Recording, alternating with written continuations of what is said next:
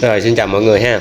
Hôm nay thì đã là 4 ngày sau cái ngày mà mình ủ rơm ha. Thì mình sẽ tiến hành tháo dỡ ni lông và mình tiến hành mình đảo đóng ủ ha. Cái mục đích của đảo đóng ủ á, thì như mọi người đã biết á, là mình đảo cho cái rơm nó chín đều ha mọi người. Nó không có bị bí khí, nó làm cho cái rơm của mình nó bị chua ha.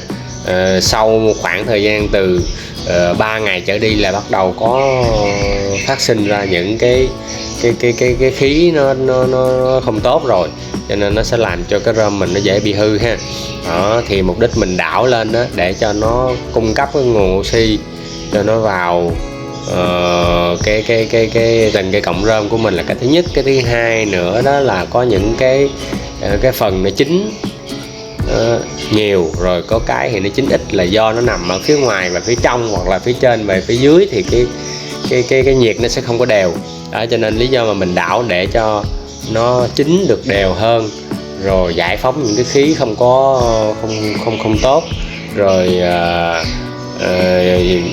Đặc biệt là cái cám của mình sử dụng ấy, lần trước mà mình lúc ủ mà mình bổ sung vô á, thì lần này mình đảo nó cũng rất là quan trọng trong cái việc làm cho cái cám bắp và cám gạo của mình nó đều hơn vào từng cái cọng rơm ha.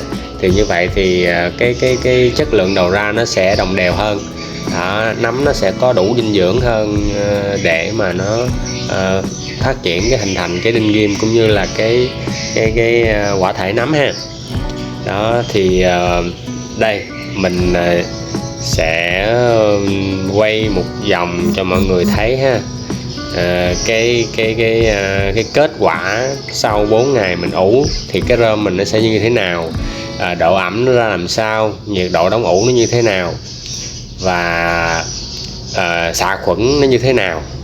Xạ khuẩn là gì đó với một số bạn mới không biết. Thì mình sẽ quay chi tiết cho mọi người để mọi người có dịp mình cùng với nhau nhìn nó thực tế và một cái đóng ủ thực tế để mọi người thấy cái rơm của mình ủ và mọi người ủ nó khác nhau như thế nào, để mà mình từ đó mình đúc kết ra được những cái kinh nghiệm để mà mình cải thiện hơn về cái vấn đề cái sợi rơm ủ làm sao cho nó đạt ha mọi người. Những cái đốm trắng trắng ở phía trên của cái đống rơm của mình đó là xạ khuẩn nha mọi người, chứ không phải mốc trắng đâu nha. Cái xạ khuẩn ấy thì đối với cái đống rơm mà mình ủ mà nó có xạ khuẩn đốm trắng như vậy á, là chứng tỏ cái rơm mình nó đang đủ nhiệt, đủ ẩm đó, làm cho cái sợi rơm của mình nó phân hủy nó nhanh đó, nó sẽ đủ nhiệt thì nó sẽ sinh cái xạ khuẩn. Và cái rơm mà nó có xạ khuẩn và nó có khói nè đó, mọi người thấy không, có khói khi mà mình cào cái đống ủ, khói nó bốc lên như vậy á, là do một phần á là mình xử lý cái vôi nóng. Cái thứ hai nữa là cái độ ẩm của cọng rơm của mình ngâm nó có đủ ẩm và mình nén nó đủ chặt thì nó sẽ đủ nhiệt ha mọi người. Nhiệt mà kết hợp với cái độ nóng thì nó sẽ rất là nhanh chín rơm, nó sẽ rất là nhanh làm mềm cái cọng rơm. Đối với mình thì mình chỉ đảo một lần thôi nha mọi người. Nếu mà đúng thì mình có thể đảo cách 3 ngày mình đảo một lần, thậm chí mình ủ khoảng 10 ngày đến 12 ngày nữa kìa.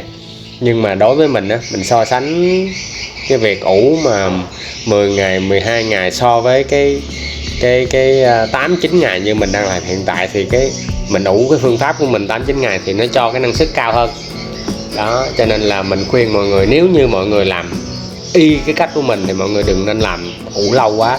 Tại vì bản thân 4 ngày mà rơm mình nó đã như thế này rồi thì mọi người cứ nghĩ đi, sau khi mình đảo cái đống ủ này thì tầm khoảng 4-5 ngày sau là mình có thể vô rơm luôn đó. Đặc biệt cái phương pháp này mình làm là rất nhanh,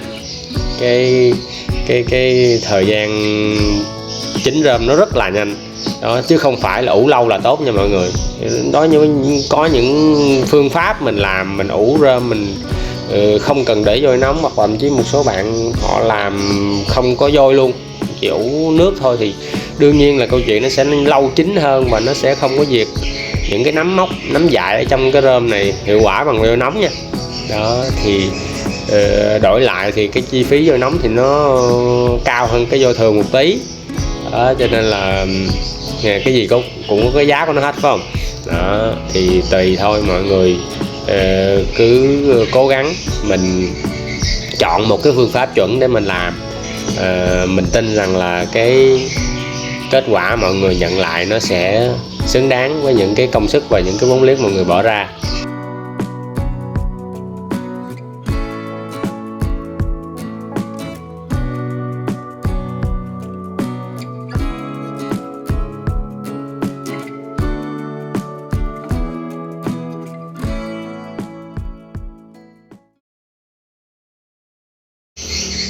Rồi, có một cái lưu ý là mình đảo như thế nào cho nó đúng kỹ thuật ha. Thì nguyên tắc của đảo cái đống rơm á, thì mình đảo cái phần rơm nào ở phía trên thì mình cho nó xuống phía dưới, và cái nào ở phần dưới thì mình cho nó lại lên trên lại. Đó, mình đảo ngược nó lại, và cái rơm nào nó đang nằm ở ngoài phía bìa thì mình đưa nó vào trong. Đó, và những cái rơm nào ngoài trong, ở bên trong mình đưa ra ngoài bìa lại. Cái mục đích là tránh những cái sợi rơm nó quá chín, và tránh những cái sợi rơm nó không chín, là do là trong cái đống ủ của mình cái nhiệt nó sẽ không có đều. Ví dụ như phía bên trong, càng phía bên trong thì càng nóng, nhưng mà phía bên ngoài thì nó sẽ bị giảm nhiệt, nó không đủ nhiệt. Đó, cho nên cái mục đích khi mà mình đảo là để những cái sợi rơm nào mà nó chưa chín thì nó sẽ vào phía bên trong cái khu vực nóng hơn. Đó, để cho nó chín theo kịp những cái mà nó đã đủ độ nóng rồi, thì nó đã chín rồi, thì mình đưa nó lại bên phía ngoài thì nó sẽ giảm nhiệt lại, và cái sự đồng đều của bên trong và bên ngoài đống rơm lúc này sau khi đảo nó sẽ đảm bảo. Còn về vấn đề thông khí thì mình vẫn đặt 3 cái cọc thông khí như là lúc mà mình ủ đầu tiên thôi. Đó, nó cũng không có cái gì khác biệt cả. Và sau khi mà mình đảo xong thì mình cũng vẫn phải đậy cao su bình thường nha mọi người. Đó là cái cách làm của mình ha.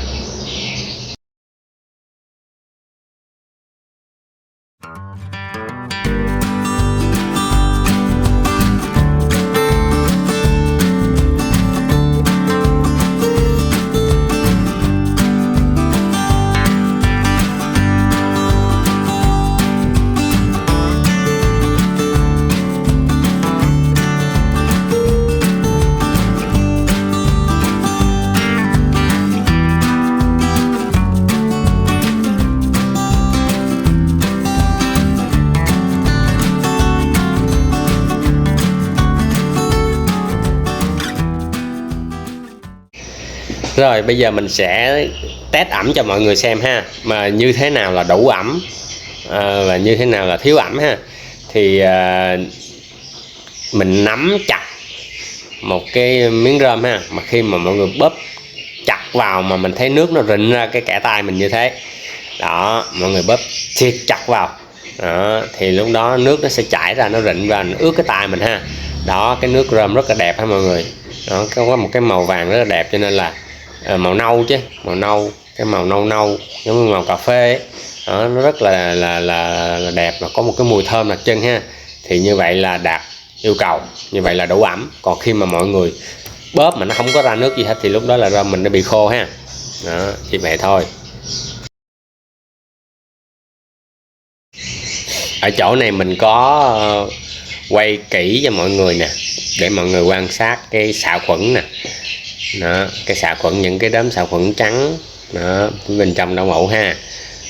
Đó, mọi người thấy không, cái xạ khuẩn đó thì cái màu trắng của nó mảnh hơn là cái mốc trắng nha. Cái mốc trắng nó sẽ bệt hơn và nó sẽ cái màu nó sẽ trắng nhiều hơn nha. Còn cái xạ khuẩn là mọi người nhìn thấy nó, cái màu trắng của nó hơi nhẹ nhẹ thôi, trắng nhạt nhạt thôi, và nó lấm đốm nha, chứ nó không phải trắng bệt như là mốc trắng nha mọi người. Đó,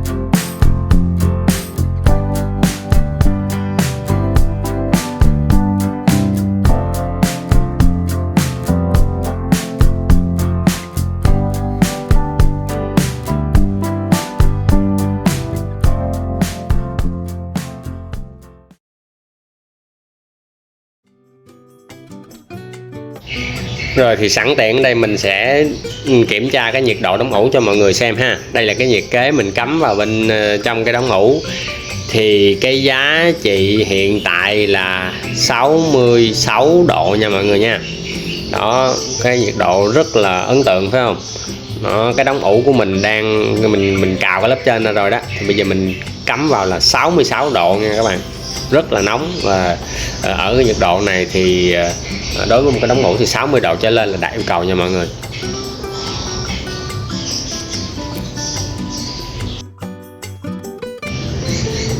Rồi sau khi mà mình đảo cái đóng ủ xong thì mọi người tiến hành mình lấy cao su mình lại chùm lại như từ đầu ha, như cái buổi đầu tiên mà mình ủ vậy đó.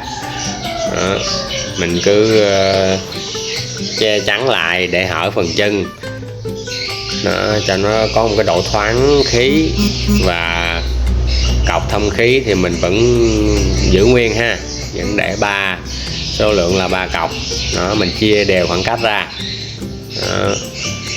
Khi mà mình đậy thì những cái khu vực gần cái cọc thông khí thì mình để hở ra một xíu đó, chứ không cần phải chùm kín những cái chỗ đó, để tạo cái điều kiện cho cái khí nó dễ dàng nó thoát ra, nó giải phóng những cái khí có hại ra khỏi cái đóng ủ của mình đó. Tránh cái trường hợp là cái đóng ủ của mình bị chua ha mọi người. Khi đảo rơm thì mọi người để ý là cái đống rơm mình rất là thơm nha, nó có cái mùi rơm rất là thơm, nó không phát sinh những cái mùi chua đó. Nếu mà đống ủ của mọi người mà nó bị chua là khả năng cao là mọi người không có dùng vôi, hoặc là dùng vôi không đúng, hoặc là dùng vôi ít quá đó, hoặc là nó bị ẩm quá, hoặc là nó bị bí quá, nó không thoát khí được thì nó cũng sẽ bị chua nha. Và mình khuyên các bạn khi mà các bạn làm cái đóng ủ mà bị chua rồi thì mình nên bỏ nha. Tại vì nếu mà mình có làm nữa chăng nữa thì mình đối với làm nấm rơm thì mình phải chỉnh chu từng cái công đoạn nha. Nếu mà mọi người làm mà nguyên liệu nó không đạt rồi, mọi người có cố gắng bao nhiêu đi chăng nữa thì cuối cùng nấm rơm nó cũng không đạt, nó cũng không mang lại kết quả.